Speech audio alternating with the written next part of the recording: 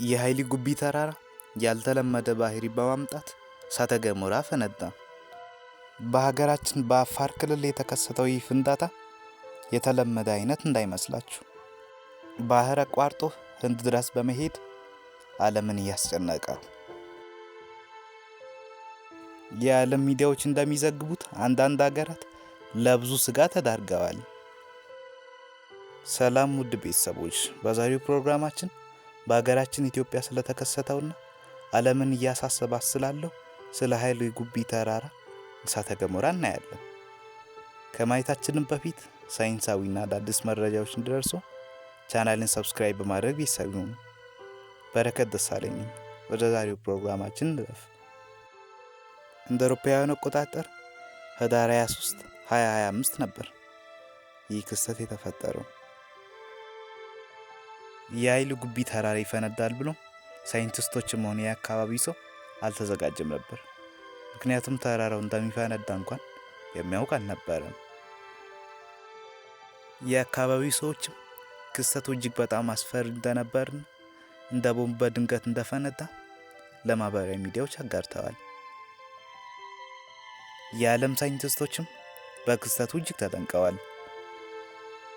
ምክንያቱም የኃይሊ ጉቢ እሳተ ገሞራ ፍንዳታ እንዳርታሊ የተለመደ እንዳይመስላችሁ። በታሪክ የኃይሊ ጉቢ እሳተ ገሞራ ከ10,000 ወይም ከ12,000 ዓመታት በፊት ነበር ፈንድቶ የነበረው።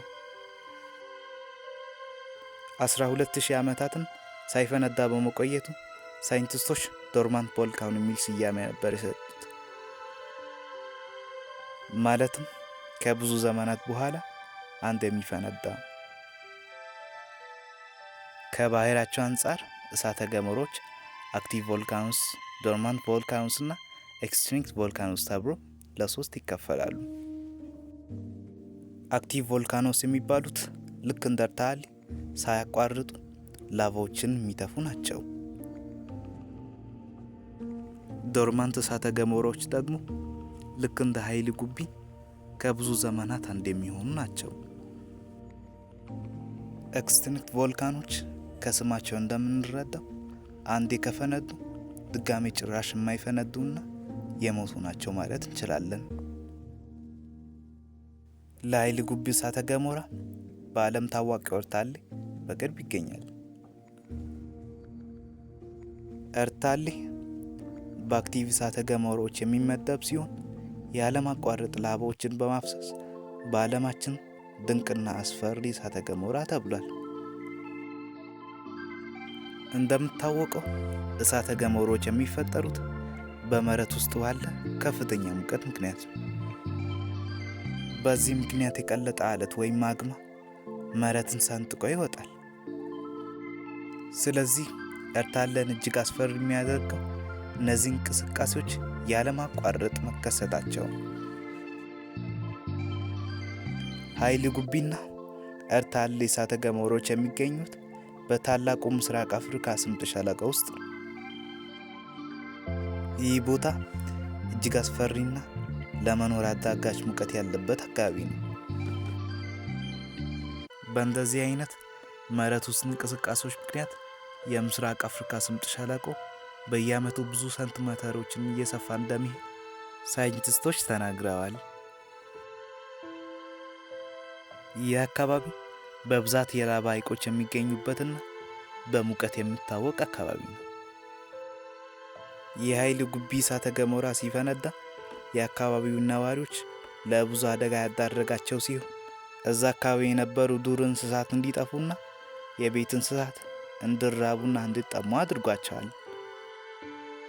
የአካባቢው ነዋሪዎች እንደሚናገሩት እሳተ ገሞራው ሲፈነዳ በጭስ እንዳፈናቸውና ላቫው ደግሞ የአካባቢው እጽዋትን እንዳጠፋ ተናግረዋል።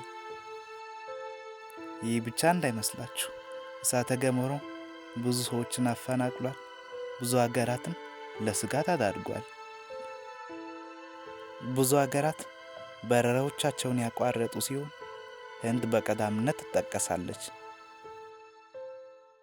የእሳተ ገሞራውም ጭስ እስከ 1000 ሜትር ወደ ላይ ሄደ ሲሆን ከባቢ አየርን በመሸፈን አጨልሞታል። ጭሱም መርዛማ ጋዞችን ስለያዘ ነፍስ ያላቸውን ነገሮች ሊገድል ይችላል። ጀርመን፣ የመን፣ ኦማን፣ ዩናይትድ አረብ ኤሚሬትስ እና ህንድ በረራዎቻቸውን ያቆሙ ሲሆን እጅግ አሳሳቢ በሆነ ሁኔታ ውስጥ ይገኛሉ። እጅግ አወዛጋቢው የዚህ እሳተ ገሞራ ጭስ እስከ ህንድ መጓዙ ነው። በዚህ ሰዓት የእሳተ ገሞራው ጭስ ብዙ ሀገራትን አቋርጦ እስከ ህንድ ዋና ከተማ ኒው ዴልሂ ደርሷል። ሳይንቲስቶችም ሳያቋርጥ እስከ ጃፓን እንደሚደርስ ይናገራሉ። እሳተ ገሞራዎች ሲከሰቱ እጅግ በጣም አስፈሪ ቢሆኑ ካለፉ በኋላ ግን ለአንድ ሀገር የሚያመጡት ጥቅም ይሄ ነው የማይባል ነው። በመሬት ውስጠኛው ክፍል የማይቆጠሩ ማዕድናት አሉ። ሳይንቲስቶችም እሳተ ገሞራው ካለፈ በኋላ ለኢትዮጵያ ብዙ ጥቅሞችን ያመጣታል ብለዋል።